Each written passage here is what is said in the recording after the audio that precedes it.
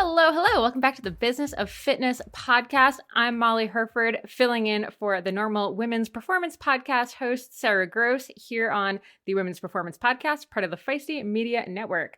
I am so excited about today's guest, one of bicycling's amazing editors.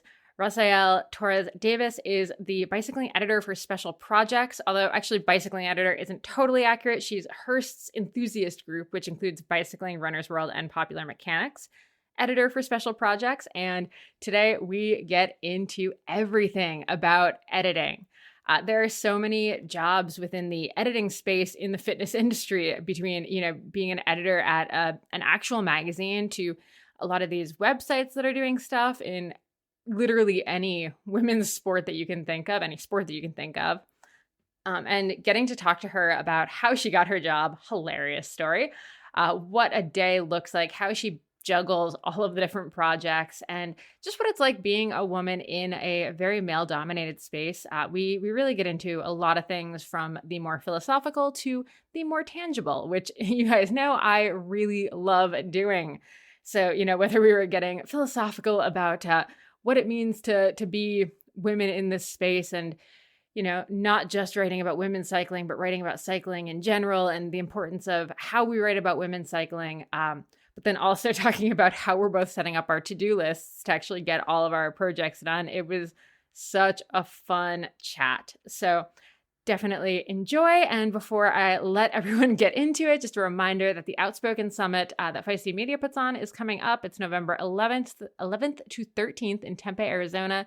It's going to be an amazing weekend of just learning from some truly fantastic women, getting into all things business and leadership related. I am so excited for the event. I think it's going to be amazing, magical, rockin' time to network with some really rad people, but also to take tons of notes, figure out what it is that you want from your business and how to get there. So really looking forward to that. Definitely check out outspokensummit.com to learn all the details and sign up. All right, without further ado, enjoy this conversation with Rosael Torres Davis.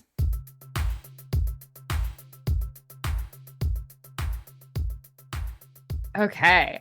Here I am with Rosael, who is an editor at Bicycling Magazine, one of my first places I ever started writing for, back in the day, and who I still write for. So Rosael, welcome to the Business of Fitness podcast. How's it going? Oh, thank you for having me. It's going well. Very excited because it's my first podcast interview. So yeah, very honored. Thank you. So exciting. I love it. Well, I'm excited to be the first person to get to interview you here then. So I feel like you have one of these jobs that people will kind of constantly come up to you and be like, how do I get your job? Or I want your job. So how did you end up getting this job? Yeah. So actually I asked that question to myself a lot. No, but I do have to give myself credit. It's just a classic imposter syndrome thing. So I do have a bachelor's in journalism that a lot of people don't know about, because so first of all, let me just backtrack a little bit. My role at Bicycling is special projects editor. So I mainly work as a regular editor, but usually my main projects throughout the year are projects that involve engaging the bicycling audience in different ways, of going further than just writing stories. Maybe, for example, I also work with Runner's World and Popular Mechanics. So I'm a special project editor for all those three brands. And we have different projects throughout the year that may align with holidays or just extra stuff that we want to do for our membership, etc. So I work with a lot of that stuff. And the way that I arrived here, so I do have a bachelor's in journalism that I got back home in the University of Puerto Rico. And because back then I wanted to be a writer. That's what I wanted to be. But I think at that time, I've always been the kind of person who's been interested in many different things. And I just did not want to give up the things that I like doing. I liked fashion a lot at the time. So, and I was always very crafty. So I guess when I was about to finish journalism school, I was just a little disappointed because the direction that they wanted to take me in journalism school was more towards politics and that kind of thing. And it was just not, I wanted to write more about culture and things like that. And I just kind of lost the passion for a minute there and decided to lean into this other passion that I had. And I started taking more design lessons on the sides. I was going to college for journalism, and on the summers and my time off, I would take sewing lessons, design lessons. And maybe I'm getting a little sidetracked here, but what happened was that the people who were teaching me about clothing and design and all this, they saw that I had talent. So they asked me to, they encouraged me to participate in this competition that was called Project Plazzarella, which is basically a ripoff of Project Runway. But, you know, in Puerto Rico, in a smaller town, like not a big deal. Like you end up having like a runway show in the mall. That's so cool. Oh my gosh. So that was fun.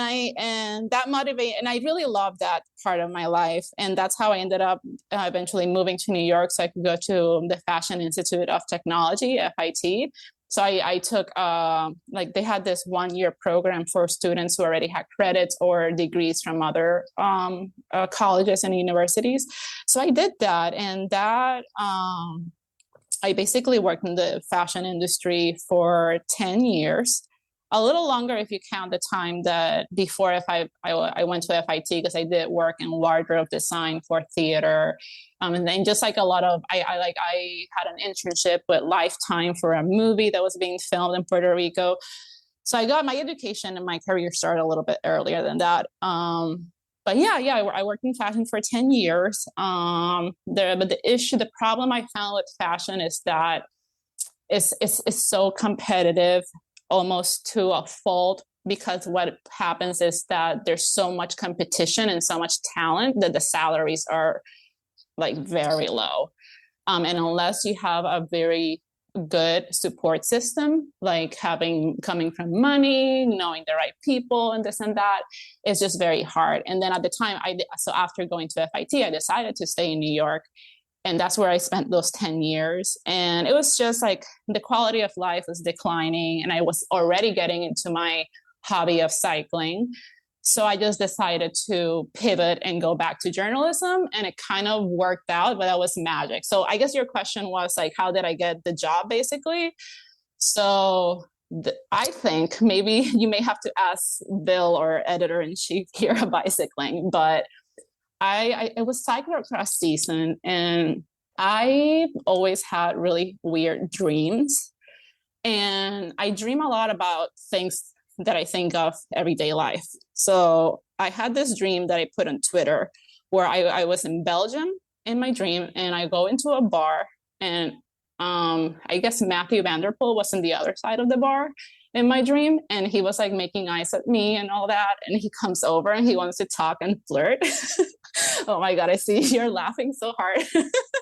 This is the best story ever. Okay, and then in the dream, Matthew Vanderpool is kind of like asking me out and this and that. And by the way, I did not tell this to Vanderpool when I interviewed him last year. Okay, I did not think this was professional, which I am very disappointed about. Yeah, no, I think I am glad. I'm glad. I don't think he's the kind of cyclist who would think that's funny or cute. Anyway, in the dream, so he comes over to me and I'm like, I'm not interested. My other boyfriend is Wood Van Aert, so I cannot date you. So I tweeted this and I was still kind of a new user to Twitter. I only opened my Twitter account in 2018. So I was just experimenting. What do people tweet about? Anyway, I'm very glad I tweeted that out there because our editor-in-chief, Bill, he saw it and he was like, you must know a lot about cycling if you're having dreams like that. We have a few positions open at Bicycling. You should interview for them. And I did. This was also at a time where I had already moved to Philly after the pandemic had already hit in New York really hard. So I left New York and I was unemployed. I left New York in July of 2020. I was unemployed for a while. I had so many interviews. And the last interview I had was with bicycling, basically the enthusiast group at Hertz, which is bicycling, runner's world, and popular mechanics. And I got the job. And it was, I feel very lucky and privileged, but I was looking for work for a long time, and I did not get into the details of that, but I had at least 27 interviews before I got the job. So there was a lot of crying. There was a lot of like practicing, a lot of like talking, revising my resume over and over. And I was just like, oh my God, okay, finally. And yes, and I'm very happy to be here now. Okay, so this is the most amazing thing because there are so many things that are amazing about this, like in general, but also there's this very odd parallel that you and I have that's just like uncanny in a lot of ways. So yeah, like in what way? Well, so I started in fashion journalism. Like that was what I wanted to do. I was actually writing for Elle Girl magazine as like my first like magazine job. But 10 years ago, maybe, I wrote a column for this now defunct Tumblr page called Bangable Dudes in Pro Cycling. And I did the I Just Want to Cuddle edition because I was like young and awkward. Yeah. And like ended up writing about guys that I ended up interviewing a lot, which is like a whole separate thing. But that's actually how Bill Strickland found me. Was that amazing? Column. Oh wow! So you have a Twitter thread about like Matthew Vanderpool flirting with you in a dream. I wrote a thing about how I thought like Flukinger was super cute and dreamy. Oh my God! And here we are. Here we are. Look at us. Yeah. I mean, I think we, just so people know, we also tweet about much more serious things, not just cyclists that are cute. Yeah, we do tweet a lot about peeing as well, which we'll get into. Yes. Oh my God. Yes. About cycling, peeing. Yes. Yeah. Yeah. But yeah, I mean, also I will say like when I came into the bicycling office to meet you for the first time, I realized like we had almost the same haircut and we were wearing almost the same thing. Yeah, it was pretty funny. Yeah. I was like cracking. So it's really funny that we have. And so many times we have messaged each other at the same time, almost pitching the same story. Yeah, we're probably doppelgangers of each other, like Canadian, Puerto Rican. Yeah.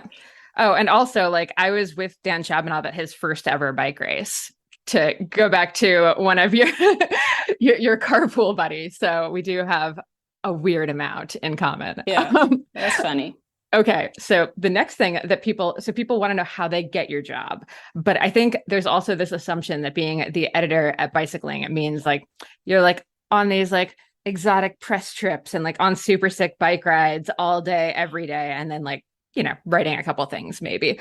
Yeah. So what does it actually look like, the day-to-day of being an editor? So first of all, I would say anybody who wants to have a job in cycling media or just sports media, they should just at least try, because I didn't know until I met the people that I met here that guided me through the process of the interviews and applying to the job.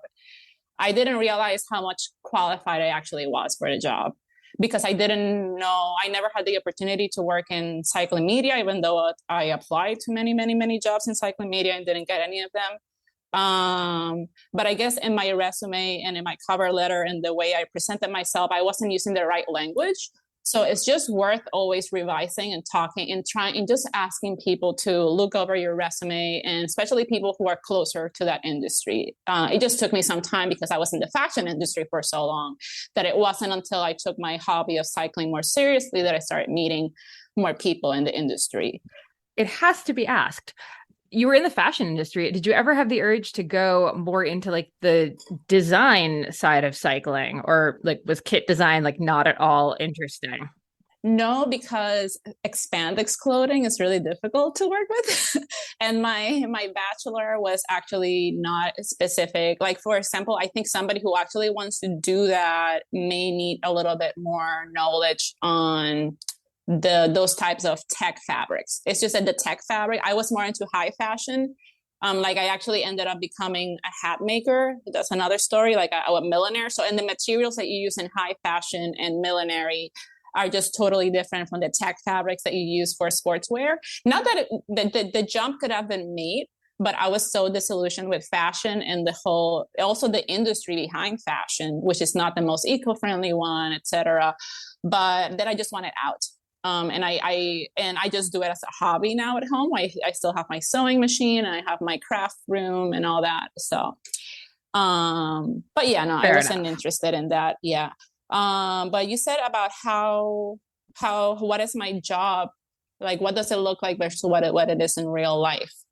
So I think bicycling, it's its own case at the moment because being owned by Hertz, the way that Hertz works is that they organize kind of like how the transition that outside is going through right now, where they're like kind of like reorganizing themselves to make it more efficient, because it doesn't make sense to have journalists covering the same events, even though it is sad to see publications close. But that's what happens when you get bought by a bigger company.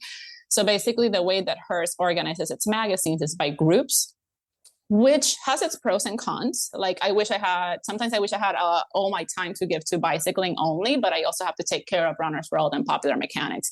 But at the same time, this gives you a larger group of coworkers that you can work with. And because so many people have so many great ideas to contribute, and if you only reach out to cycling nerds all the time, you may be missing out on a lot of things. And the number of coworkers we have from different publications who reach out to the bicycling crew to get advice on cycling stuff, it's so good. And I've seen so many workers go from not ever trying commuting to now being commuters like 100% of the time. So it's cool too. It's like it has its pros and cons in that way. And yeah, no, maybe other publications who have editors who can only focus on the cycling side. Yeah, maybe they're traveling a lot and going to a lot of places and like, you know, doing a lot of stuff that looks a lot of fun. I mean, but I can tell you, writing and editing, no matter where you work, is a lot of work. But yeah, what does it look like? I guess I just dividing my time between 3 magazines, but I am partial to bicycling and my bosses know that. And I don't know, am I answering your question, or do you want to ask a follow-up question so you can bring me back into track? No, it's great. Like this is all perfect and exactly like in line. I mean, I know, so I kind of see behind the scenes a little bit at bicycling because I'm, writing for them pretty frequently, but like, I know a lot of your day, I feel like is balanced between like being on Slack and being in email while also trying to like work on all these projects. And I mean, during like say the Olympics or the tour, I know it's pretty like full on just, at the computer all the time. So like, Yeah. give me like a, day in the life, like what's the normal. You got the first part of the question. Now let's get into the nitty gritty. Like, how boring is the day? Actually not very boring, and it goes by really fast. And throughout the year we have, like, right now I'm learning that this time of year is a little slower for all the brands that I work for. So I just have to plan, like, what are the projects that need a little bit more TLC that I can work on during the fall season. But anyway, for example, in Tour de France season, the good thing is that because the Tour de France is such a big part of our jobs, we're allowed to sit there for 4 hours and watch the whole race. So we do have a very large TV room and really comfy area that we can socialize with other coworkers, explain to them if they don't know about the Tour de France, talk to them about it. But then right after the Tour de France is done, we're on our computers just typing away and trying to work as fast as possible. But it is nice to finally have a job where I can watch the bike racing and nobody's gonna be like, Rosael, go back to your job. No, this is my job. I remember one of the first articles I did, like this first summer I was working with bicycling, was how to watch the Tour de France while you're at work. And it was like all the sneaky ways to watch it while you're working. Exactly. Yeah, I could have used that a while ago in my other jobs. But yeah, it looks like that. Lots of meetings, interviews. I think I belong to, while my department of special project, it's its own thing. I work really closely with service and news, which I like a lot. And I do find that they value me a lot, even though I'm not a service and news type editor or journalist, but I do contribute a lot there because I feel like I feel very in tune with what's happening in the cycling world. And I'm always telling them, hey, like, this is a story you should cover. Let me know how I can help you with this. Or whenever I see that they are working on something that is really cool and could use a little bit more TLC, me as special projects manager, that's one of my jobs. It's like, oh, this piece of content is really cool. We should make a big Instagram push for it. We should do a video for it. So then I make a pitch, I send it to the video team. If I think it should be presented in a special way in the newsletter for a membership, then that's where I jump in to just elevate content that's already being created by my coworkers. I love that. Also, I think there's a lot of people that try to transition from like journalism to editing. And I think there's a distinct difference between journalism and editing. Like there's a reason I'm not an editor, and it's because I'm not a very good one. How do you kind of wear both of those hats? Because I know you're still writing a fair bit, but also like editing other stuff is exhausting. Yeah, it's hard, but that's where I just have you have to reach out to your coworkers. I'm learning that when I write, I have because I think I'm a better editor than I am a writer. But I could also see that changing because again, I'm like you said, like we said in the beginning, I spent 10 years in fashion, so I'm still pretty new to this, even though I did study journalism. So what I find is that I edit my stuff too much, and I just have to write and just hand it off and forget about it, you know? So I'm just trying to get in the habit of like cut myself off, stop revising stuff so much, and send it to your editor. So that's where something I'm still working on, because sometimes I spend too much time trying to get things perfect. And as for editing, I really enjoy it because I enjoy working with writers who, I don't know, like through everybody's writing, you can kind of, once you get used to their style, you get to start thinking about where they're going and what they're trying to communicate. And you can lean more into that and help them out, like communicate those thoughts better, especially when it's something like, yes, that idea, that's where you should expand on. Like, that's where you're like the passion of the story is, like, and all of this. So yeah, I'm still learning a lot. So I can't really give you a straight answer. And I don't want to offend like writers and editors who have been doing this for their whole life. But I do love both. It's not easy. And also with editing, sometimes you can overdo it and you can like kill a story. I don't know. It's complicated. Mm-hmm. It is. Yeah. And I think like it's something you and I have talked about a lot. Like, I mean, we were even last month, we were kind of going back and forth on like, is it an interview or is it like a more like feature style story? And I think like shifting from interview to feature style was like absolutely the right decision, even though I think it was harder for both of us to do that. Yeah, no, that was on the Kristen Faulkner interview. Yeah, it's just sometimes you also have to step back and look at the content that you have already created. You have to see what other media outlets are creating out there, what your readership wants, because also bicycling readership is very different from that of Vela News, Outside, or any other like Roller or any other publications. Endurance sports should be accessible to everyone, right? That's why we are so excited to be partnering with Motive. Motive is one of the fastest growing training apps in the world today, with thousands of amateur athletes signing up every month and a nearly perfect 4.9 star rating in the App Store. You are not a template, and your training plan should not be either. Prepare for running races, triathlons, cycling events, duathlons, or swim runs, however your season schedule shapes up, and get training written by some of the best coaches in the world in each discipline who know what it takes to help amateur athletes reach their goal on race day. The app takes the training written by those experts and then creates the most optimal training plan for your schedule, abilities, and goals. Plus, the training is fully customized to your race schedule, how much you can train each week, your current abilities, and the goals you want to achieve in your race. You can use the app for free as long as you want, or get all the upgraded features from the app for just $19.99 a month. But as a Feisty listener, you can sign up at mymotive.com and use the code Feisty for 2 months of full premium access. That's right, you get 2 months of premium for free. So you quite literally have nothing to lose.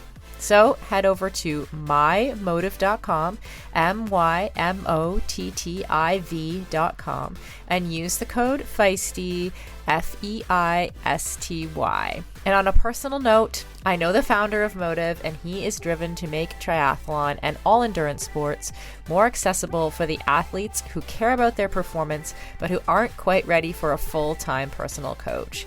If that sounds like you, definitely try the app for 2 months for free. You literally have nothing to lose.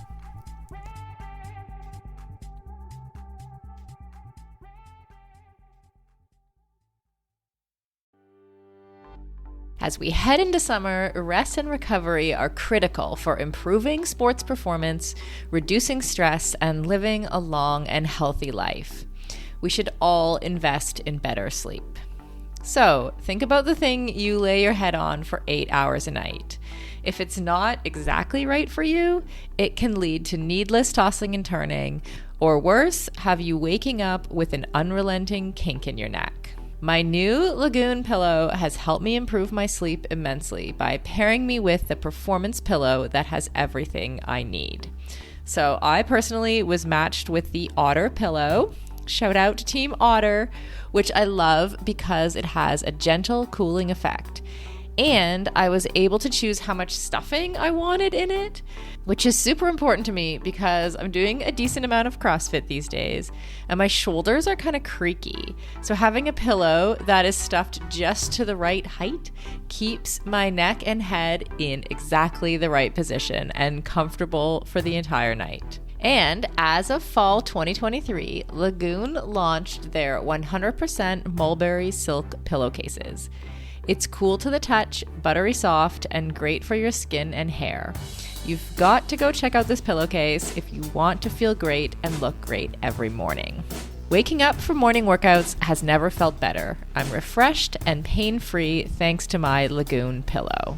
To check it out for yourself, go to lagoonsleep.com/performance and take the 2-minute sleep quiz to find your perfect pillow match.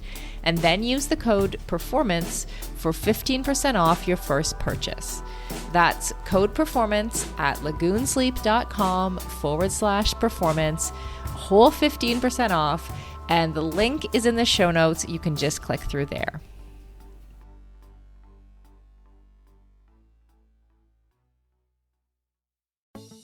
For decades, running shoes have been researched, tested, and designed for men. Brands have relied on the shrink it and pink it approach to sell male shoes to female customers. That's why we are so excited to be working with Hedas. Hedas designs athletic footwear for women that elevates performance, safety, and style. Hedas unlocks the science behind women's biomechanics through dedicated research, creates better shoes for women that support their longevity and performance, and establishes new design standards to promote transparency in a male-biased industry. Hedas have a lower ankle collar to reduce rubbing, a breathable mesh toe box to allow for ventilation and to allow for female toe shape, a special kind of plate in the midsole to keep tired legs going, a narrow heel cup to reduce heel slippage and take the pressure off our Achilles, and a rounded instep to create a snug fit. Hedas has 3 shoe models designed for different sessions: the Alma Cruise for long runs, the Alma Tempo for training days, and the Alma Speed for pushing the pace.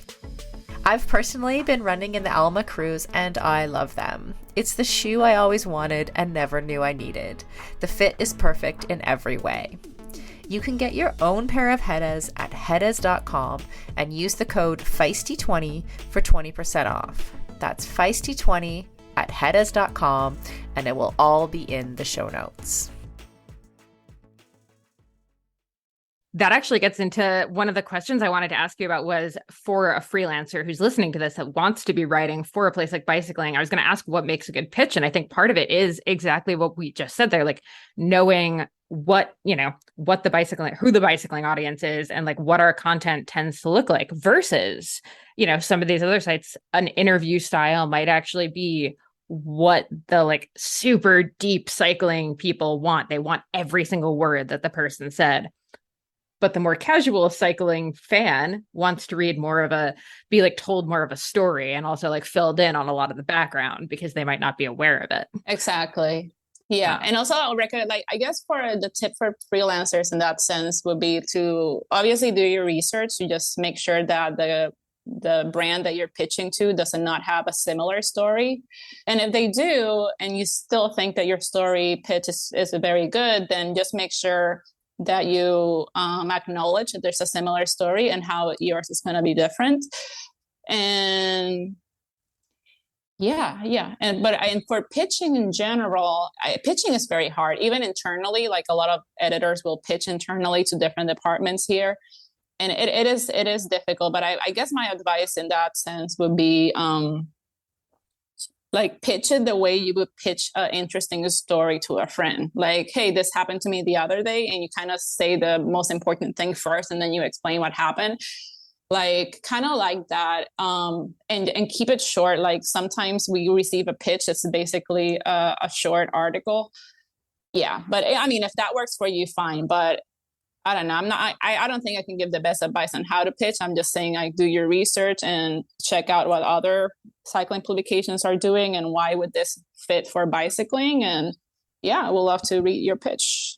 No, I think that's perfect. And I think you're exactly right about the, like, has it been done before, which I will admit as someone who's doing a lot of writing, it's very like annoying to have to add that extra bit of work, but it's like 30 seconds. It takes no time. Oh, and I would say that a lot of the search engines in website and like in like the internal ones like that you would get in a specific website are not as good as going to Google. It's better to write like the Velo News or Bicycling Magazine and the topic you want to and see what comes down. Like internal search engines are not great yet. Such a good tip. Oh my gosh. Yeah. Okay. As you were talking about sort of some of your special projects and, being able to jump in with service and news, I have to ask, like, how are you coming up with story ideas? Because I know, like, I see it in Slack, like you spend so much time keeping an eye on what's happening in cycling media. Like what's your like nitty gritty backdrop here? What RSS, what Twitter, what are you using? So actually I didn't start using like Google Alerts until this year. And I actually don't like them that much, but I guess maybe I'm just a huge cycling nerd because my whole life from the moment I wake up to the moment I go to sleep, I'm thinking about something cycling related. And I just think that that's what I have surrounded myself with in all my Instagram and social media feeds. So it just gets fed through me organically. I'm also part of a lot of Slack groups. Like we have a Slack group that I belong to from New York, where a lot of cyclists in Slack and those community groups, it's just people who love bikes too, who are trying to either solve a problem or talk about a topic or bring attention to a topic. And that's exactly what my job is too, right? So I'm just listening. They call it social listening. So I think that's what I do a lot of the time. And I feel like if I'm interested in this story and I'm like a cycling nerd, there's a chance that this is stuff that our readers would like too. Yes, absolutely. Well, it seems to be working. So thank you. I think that just makes a ton of sense. Like building out all of your. Yeah, but aside from social media, because we should not get all of our ideas and pitches from the internet. I do make a point, and it's something that when I was hired for this job, I was like, I need to have my space and time to interact with my cycling community.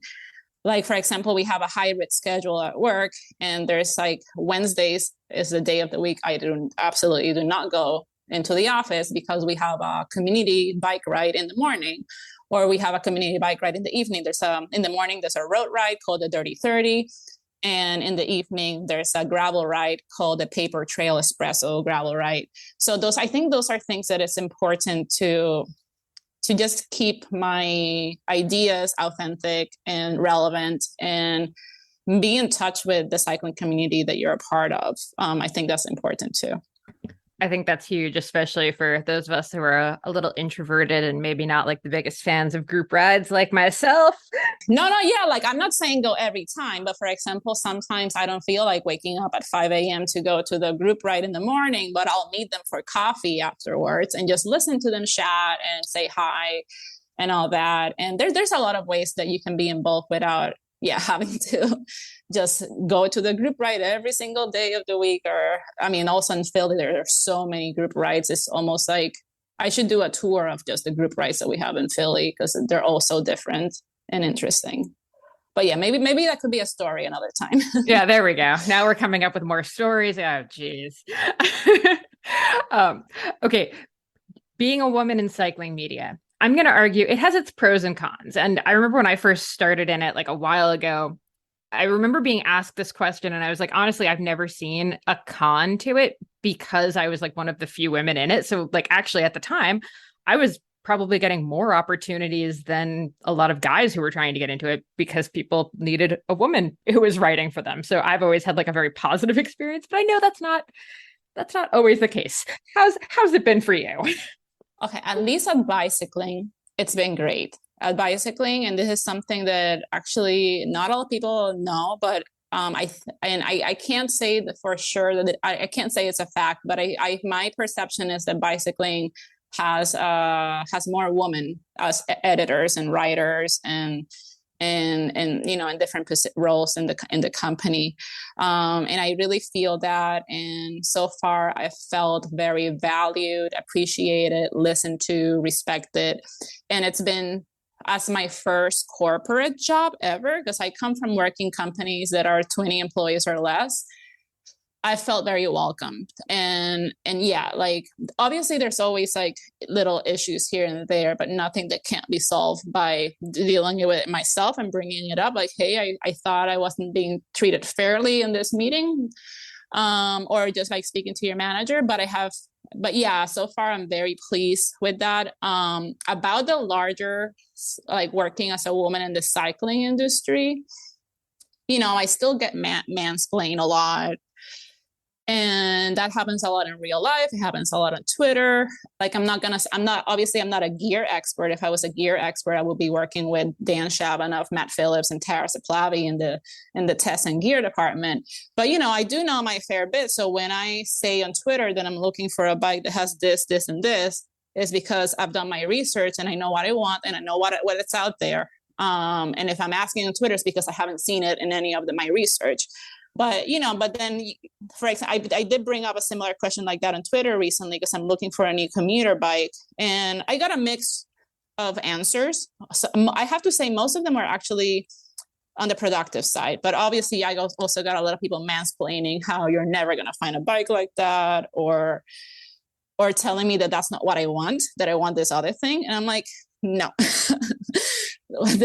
I know what I want in a bike. I've been riding bikes since I was a kid. I know what I want. But but I can't, I guess I still have to experience a lot more. I guess for cycling events, for example, I've only been to a few, like the Sea Otter Classic I went to for the first time in April this year. And that was a really great experience, because I don't know how the Sea Otter Classic has been in past years, but I had the opportunity to connect with a lot of women there and have a lot of really good conversations. I met the people from Live Cycling. I met in person people like Alexis. I'm forgetting her last name. She's a chef and she is really into yoga. Lentin Alexis? Yes. So she was awesome. And just meeting in person a lot of women that in the cycling industry that I respect a lot, and getting them to meet in person. And I saw a lot of that there. But also I have to say, at least from a cycling fan perspective and a viewer, I think the cycling industry has changed a lot in the last 5 years. Like, for example, having like GCN now providing so much cycling coverage, even of American and North American racing, and having hosts like Orla Chenui in the breakaway, and having more podcasts like Abby Mickey with the freewheeling. Even though her podcast, it is older, but it has been growing, getting more attention now. I think, and there's just a lot of things changing.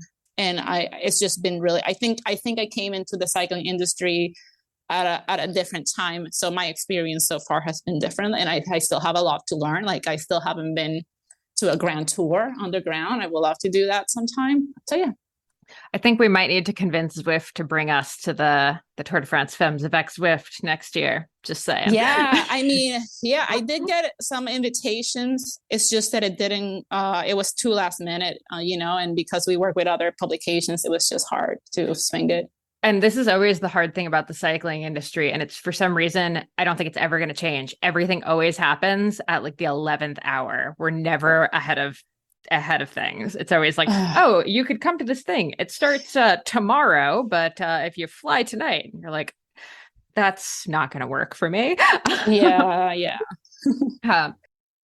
We have to at least briefly discuss P-Gate, which is on the note of bicycling having mostly female editors and writers and female staff. You and I got in what I'm going to call like social media, like meme land over the summer, because we were covering the women's tour, and we did this article about how women pee during bike races, which is a topic that has been covered in like every magazine for men. Like every other site has a men's article, like how the guys pee during the Tour de France. Yeah. And it's a story that we update every year if there's new information. And but continue setting the pictures. And this year there was new information because we had a women's tour. So the question arose, how do women pee during these, 100-odd mile races? I think that's a totally fair question.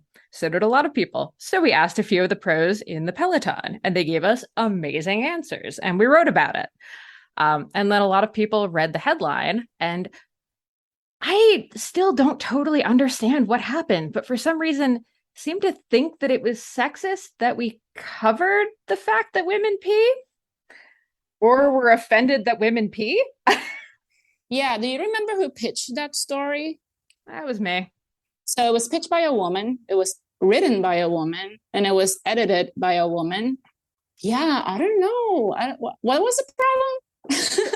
Seems sexist to me. We didn't get a man in there explaining it. That might have been our issue. So yeah, people will always just find something to say. Yeah. And apparently, talking about pee was just ready to be memed. So wait till they hear about the next pitch I have. Oh boy. I'll send it to you on Slack.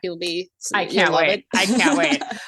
Any bodily functions, and I'm here for it pretty much. Yeah, I guess people picked on that story. First of all, I thought it was low-hanging fruit, because it's like, talking about poo pee, haha, that's funny, right?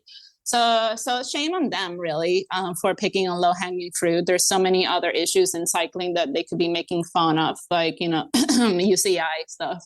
But I was like, and if anything, it gave us more attention, and more people read the story and learned how they do it, and how it is so badass that athletes, including men too, can, like, cycling is one of the hardest sports in the world, and they have to pee while they are riding bikes, and they have to stop or not stop. And actually, after that whole drama with the P-Gate story, on Twitter, I had former pros like Alison Tetrick tweet that, actually there's more than one way to go to the bathroom while you're on the bike without having to stop. So we may have to update that story with new information, because there's actually more ways to, attend to those bodily functions when you need to, while you are at work, because at the end of the day, this is part of their job. These athletes, from the moment they wake up, from the moment they go to sleep, they're working. Why not talk about how they do this, how they manage to do this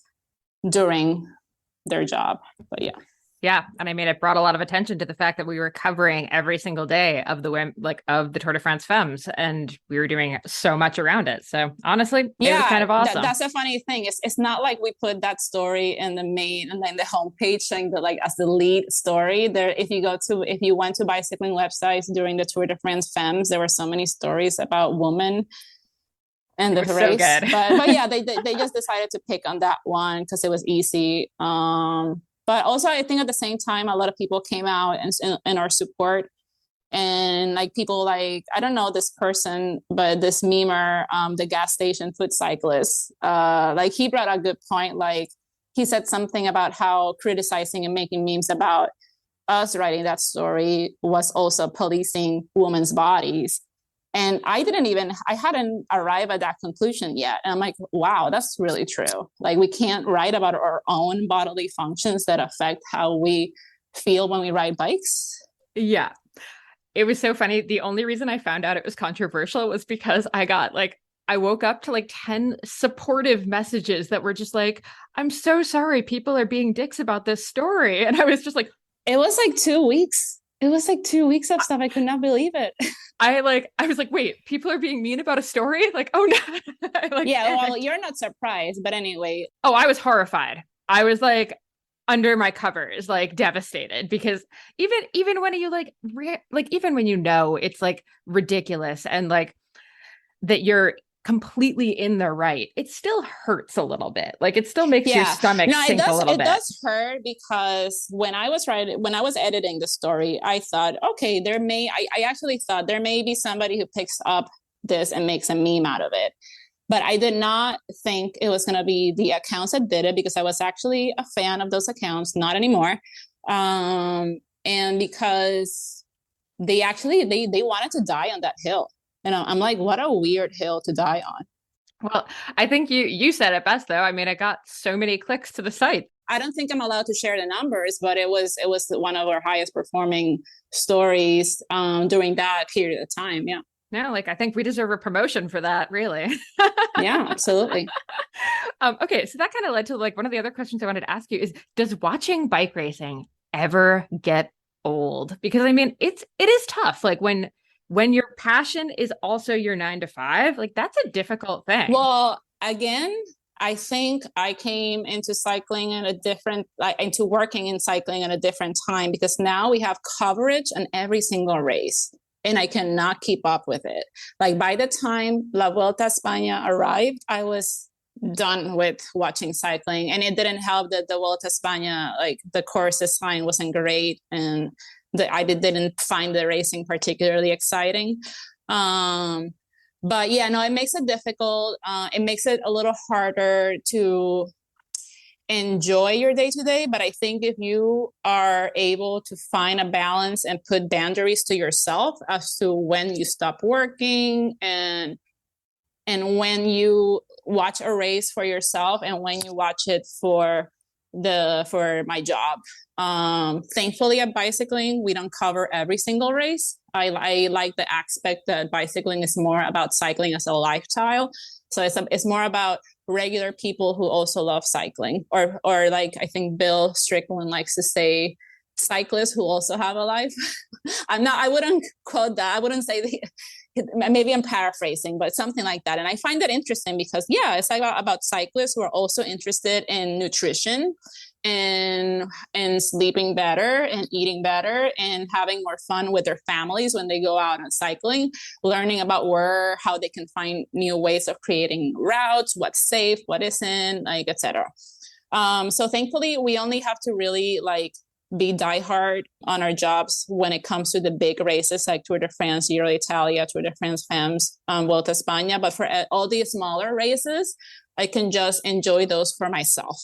So yes, I think it's just you have to create boundaries and just like ask yourself, am I watching this for myself right now or for my job, and go from there and how you want to handle that, Mm-hmm. Yeah, I love that. On the note of boundaries, I know you've had to kind of figure out how to get good at boundaries, because especially with, all of the jobs kind of slip into each other at bicycling because all of it kind of connects. So Any tips for someone who's like struggling to set some boundaries in their job? Let's see. It's hard. I'm still figuring it out, because it's so easy to, when you're so passionate about something, to just dedicate, 12 hours a day to it. I think, again, I just try to have my work hours. Like, I work from 9 to 5, and I'll only work more if it's a deadline, or if I'm really if I'm super, super passionate about something, like during the Tour de France FEMS, I did work overtime, but that was a historic moment. And I'm like, this is worth it right now. And I absolutely will do it, because I also wanted to have, I care too much, basically. I wanted to be well presented. I wanted to be as research as the men's stories are, presented in a way that let people know that, yeah, this is women's racing, but I didn't want to just put it in that box, this should be interesting to everybody. So it is hard, but I would just say, I don't know, you just always have to examine yourself. I think it's like being your own parent or being your own manager. Like, I just start by, okay, I work from this hour to this hour. And in my free time, because a lot of my free time involves cycling in some way, I have to, so this is for me, but I know that this knowledge and these experiences that I'm having are going to filter into my work and make it better. So rather than going out on a lunch ride that maybe I went over 15 minutes of my lunchtime, instead of feeling bad about that, I'm like, hey, no, this is cool. Like, everything that I experienced today is going to make my job better, because I'm lucky enough to work for Bicycling Magazine doing something I love a lot. TK ways to use your lunch hour to get creative inspiration, backed by 5 study. Yeah, exactly. Just can't help myself. I know. I mean, yes, it's hard. I don't have the best answers, but that's a cool thing about you interviewing many different people, because I'm sure that I'll listen to another episode and learn something about another industry professional who has a really good technique for this kind of thing. And at first I did try different ways of managing my time. Like, I researched using the Pomodoro technique. Ooh. Which is like, it's just a clock, but instead of measuring time in numbers, they measure it in tomatoes. And I guess that seemed attractive to me because it was silly and quirky. It didn't end up working. I figured that I just had to continue exploring what my workflow was before I tried to put boundaries and organize it. For you, that you've been in this for so long, you probably have for example, what are your techniques for staying organized and putting boundaries? Obsessive list making is the big one. Oh, yeah. Yeah. And actually, I did want to ask you which apps and how you're kind of keeping everything together now with so many different projects. And yeah, for me, I use the Todoist app, because it syncs with GCal, and you can have both regular to-dos in it, but then also appointments. Because I always found the calendar doesn't work for me, because it just has my appointments for the day. Exactly. Or just my appointments and the big stories that are due that day, but it doesn't have you need to email this person about this thing, or just the small little to-dos. So I guess I do have some there. In the beginning, I tried using Asana, but it didn't work out because I have too many apps that I use on a daily basis. And it just became another app that it just felt like another responsibility to have to check out those boxes and organize it. And I think in partially because of my ADHD, it also helps a lot to have pen and paper. So I do have a notebook with me that I carry, and I'll do a lot of to-do lists. And it's fun to just sometimes getting in the habit of, it's my notebook. I can write whatever I want there. I can write silly messages to myself. Like, sometimes I wrote before I went on vacation to Mallorca a few weeks ago, I made a to-do list a month ahead of the trip for every week, getting closer to the trip, to make sure I was on track and I wasn't leaving any loose threads before I left for vacation. And it involved a lot of to-do lists and also messages to myself, hey, if this feels overwhelming, ask for help.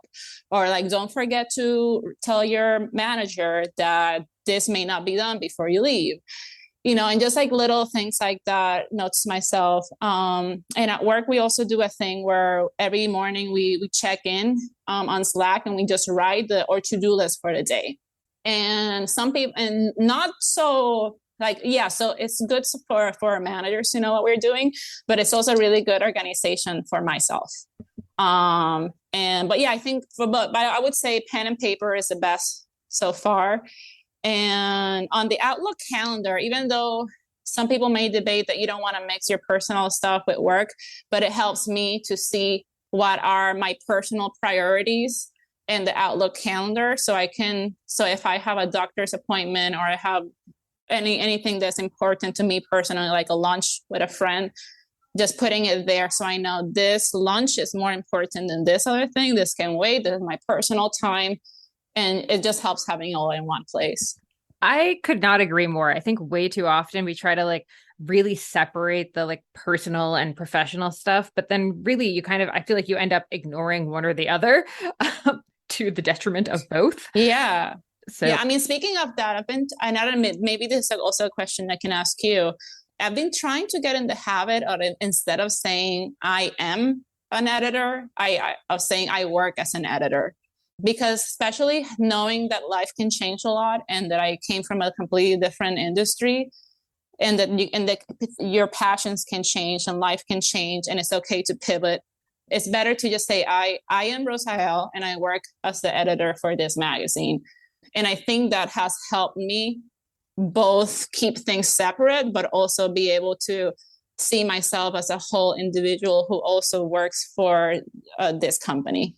I love that. Yeah. And it's funny. One of the questions that I like didn't get to because we've been going off on so many good sides here is the idea of like keeping your identity as a human, but also, and like even just your own personal brand, while also then being, working as an editor at Bicycling. And I think that can be really tricky when someone loves their work and like loves what they're doing and is so stoked on it.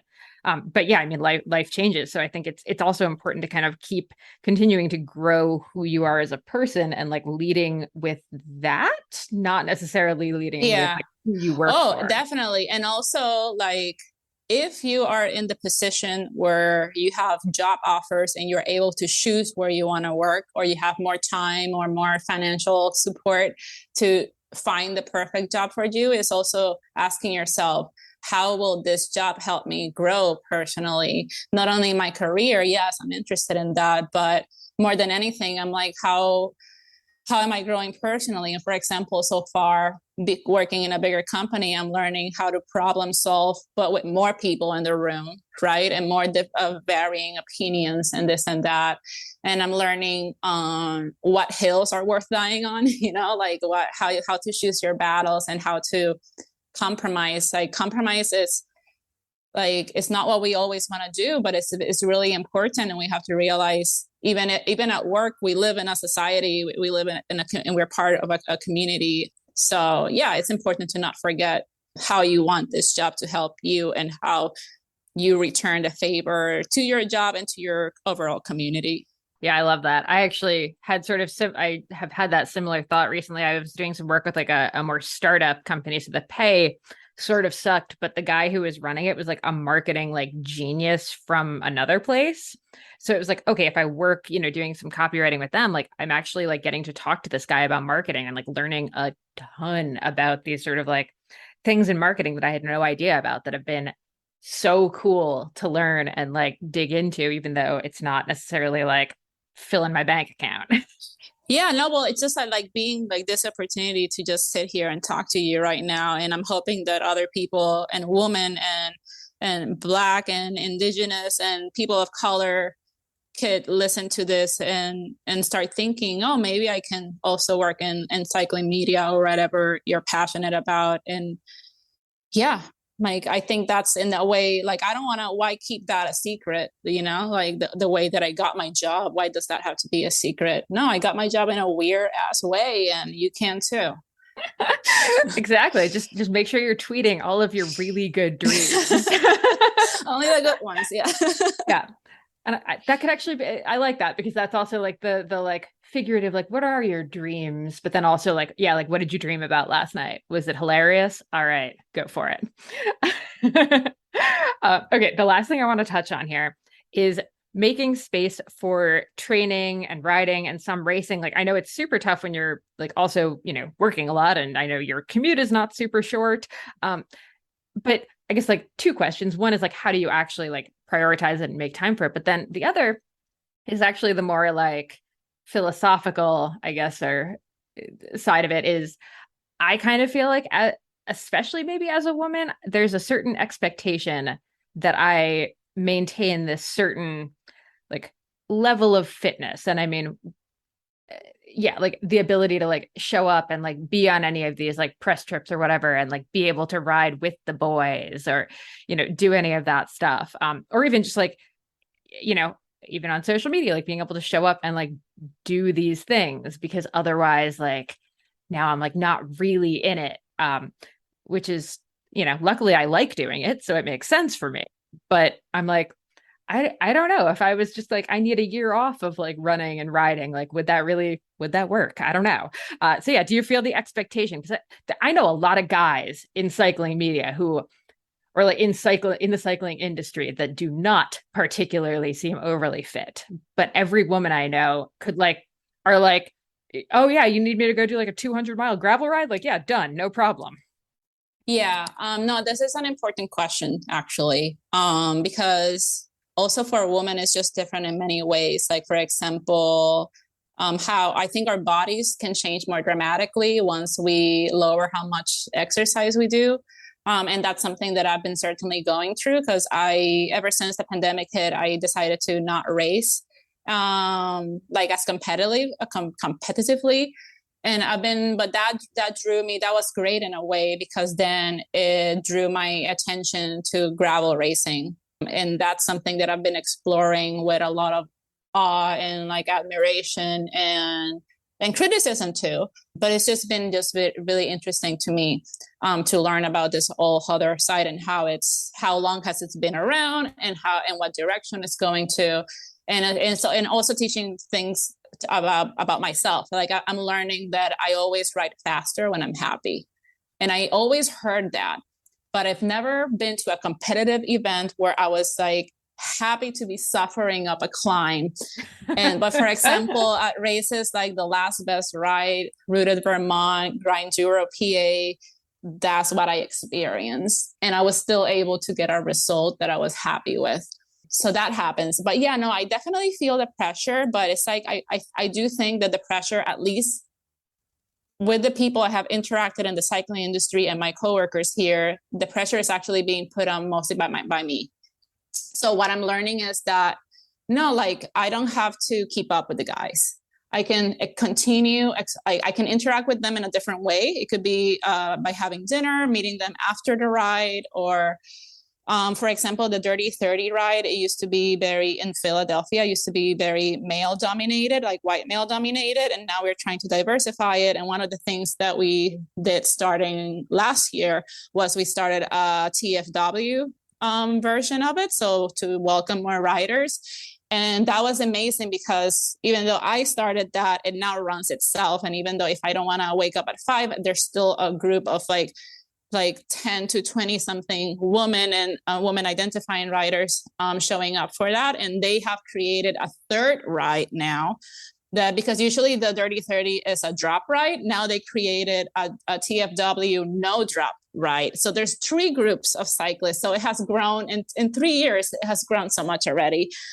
So it's just something, and I brought that as an example of how, rather than putting pressure on yourself, maybe you can be the one who creates a new space for people who are going through similar things that you're going through, like me being less fit and becoming a little slower, right? So yeah, and also, it kind of works, because at the end of the day, most cyclists are cyclists because they love cycling, right? So I still love cycling.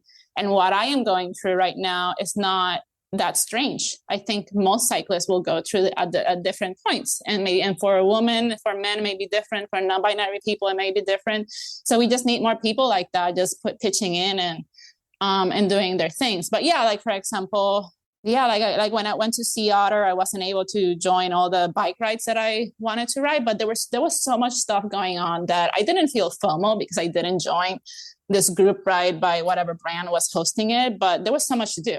So I would say I'll just find something else to do that is very interesting to me rather than suffering because I can't keep up with these really fast people.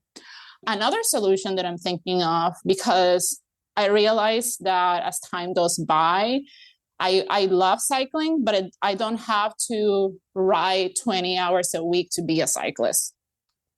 So I'm thinking, well, I can just get an e-bike. I can get an e-road bike. And whenever I do want to keep up with the editors of this and this magazine and the pro cyclists that I'm interviewing who invited me to their ride or whatever, I'll just bring an e-bike, and I'll get a kick-ass, e-bike for that. I do keep saying I really want to get. Do you remember a few years ago? I'm blank. Femke Vanden something got busted at World Championships for having like a secret motor in her bike. Oh my God, yes. I have been saying that I really want to get a bike that has a secret motor in it, so that way whenever I'm like coaching camps or like on rides with like the fast guys, just kind of hit like the secret button and. Yeah, I mean, e-bike batteries and stuff are getting smaller and all that. And there's for example, Cannondale has some e-bikes that you can't even tell they're e-bikes unless you take a closer look or you're riding right next to that person. So yeah, also there's no shame. Like whatever keeps you happy and keeps in whatever way you find that you can still be a part of that community. If it includes an e-bike, then that's awesome. Mm-hmm. I think you're totally right, though, that like so much of it is like internal pressure that we're putting on ourselves. I think it's. Yeah. Well, no, but we have to be fair. No, so I have experienced the other type of pressure where it comes from other people. And maybe that's also one of the reasons why I left competitive cycling, because I was just tired of feeling that pressure. It's like the pressure to search when you're in the front of a group, even when we all know you shouldn't, because you feel like that you're slowing people down, especially when it's off-road riding and it's a narrow trail and people can't pass you, right? But it's also just reminding yourself, like, know what kind of ride you're joining, what kind of team you're joining, what kind of racing you want to do. But yeah, and also another thing I wanted to mention was that, like, about being a cyclist, like, I'm also learning that in the fall and winter, I don't love cycling in the fall and winter, because I'm not a cold weather person. I come from Puerto Rico and I don't like also putting that much spandex on and spending so much time getting dressed and getting undressed, because I like to do a lot of things with my day. So I've been running more. And it's like, what's wrong with running in the off season? I mean, cyclocrossers do it. Mm-hmm. Exactly. Right? Exactly. So it's just so much easier to throw on a pair of shoes and a long shirt and shorts and go for a run. So I've been doing that, and it helps because I work for Runner's World magazine now. And it just helps to, when I get on the bike, I'm excited about cycling. Amazing. Awesome. All right. Well, I could keep talking to you for hours, but we should wrap up here. So tell everyone where they can find you, follow you, keep up with all the cool stuff you're doing. So let's see, on Instagram and Twitter, my handles are Rosael TD. That's ROSAELTD. And so that's Instagram and Twitter. And yeah, and on bicycling, like I have my author page there if you look me up there, so you can see what I've been writing. I think that's it. Just send me a DM on Twitter or Instagram. I'll be happy to help people out with any questions they have about getting into the cycling industry. Amazing. And we'll include links to all of that in the show notes. Thank you so much for chatting. This was such a blast. Yeah, so exciting. Thank you so much, Molly. All right. Thank you so much for tuning in. I hope that you found that conversation even half as illuminating as I did. I thought it was just such a great chat, whether you're thinking about shifting into a job as an editor working for any of these publications, or if you're a freelance writer or want to be one. Hopefully some of that info about the best way to carve out a pitch will be really helpful for you. Even for me, I've been a freelance author for 15, 18 years now. And I actually found that was super helpful. It reminded me to do okay, if I'm going to pitch this article, I need to make sure that the publication hasn't done something similar already. And if they have done something similar, what twist can I bring to this that's going to give it this update? That's something that takes a minute to do, but can make a pitch so much more meaningful. And even just the idea of not pitching an outlet or like 5 different outlets the same article, which I know a lot of people do. It's very tempting, but that tailoring to the audience that you think is actually looking at that outlet. So thought that was absolutely fascinating. And I really loved just kind of our discussions around, when you're working for a company, how do you kind of keep yourself as an individual and keep growing and flourishing as yourself, not just as XYZ who works at the company. So I thought that was really interesting because I know so many of us can really fall into this trap of being so defined by our jobs. But as we've learned in the last few years, life gets messy.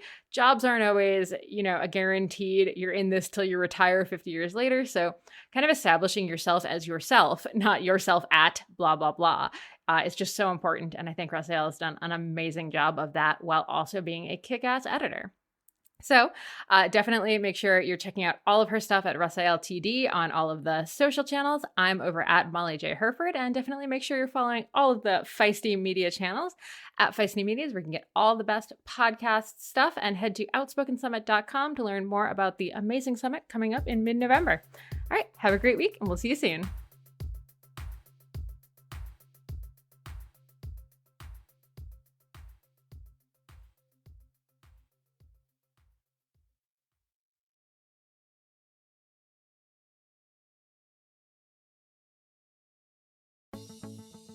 Building muscle can be tough, and gains can be so slow, even for those of us who do a lot of strength training.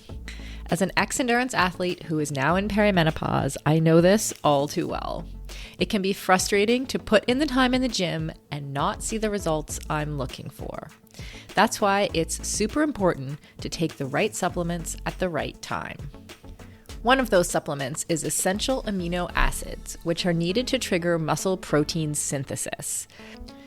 Muscle protein synthesis happens when you eat high-quality protein, like eggs or whey. And by supplementing with additional essential amino acids, you can make sure you are getting the full benefit of your training sessions. Targeted essential amino acid formulas can be up to 4 times more effective than just eating protein.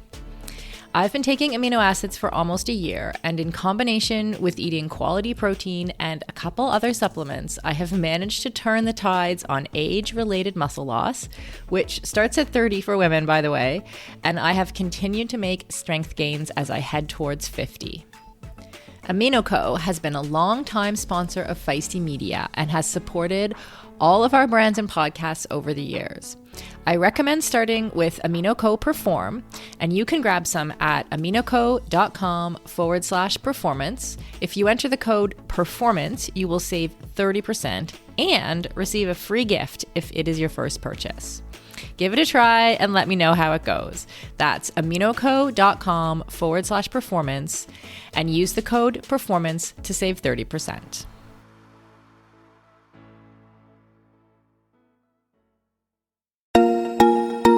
As a lifelong runner and triathlete turned CrossFitter, I am stoked to announce that the athletic eyewear brand Tifosi Optics has joined us as a partner here at Feisty Media. Tifosi sports glasses hit all the marks for athletes. They're shatterproof polybicarbonate, so the lenses not only reduce glare, but also offer scratch resistance, which I 100% need.